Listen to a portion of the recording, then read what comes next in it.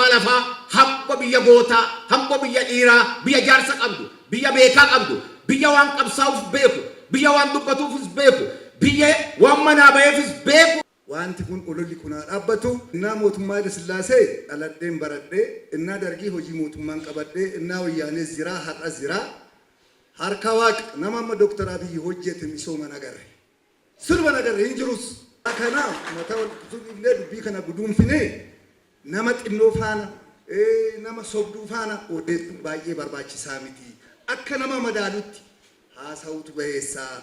Lallatu numma dalusi hamba madalu hamba biyya misoomati hamba biyya gootaati hamba biyya dhiiraati ijoolleen keenya daandii gubbaatti duutee reeffichi baduun biyya ofii ijaare kana innaa namni nan diiga jedhee ololatti kaasu taa'ee ilaaluu isaanii baay'een gaddaachuu. Oduu social media irratti dhiise hojii qabatamaa lafarra jiru kan paartii ijaaru kan sirna ijaaru kan sirna galma barbaadameen ga'u hojjechuu qaba.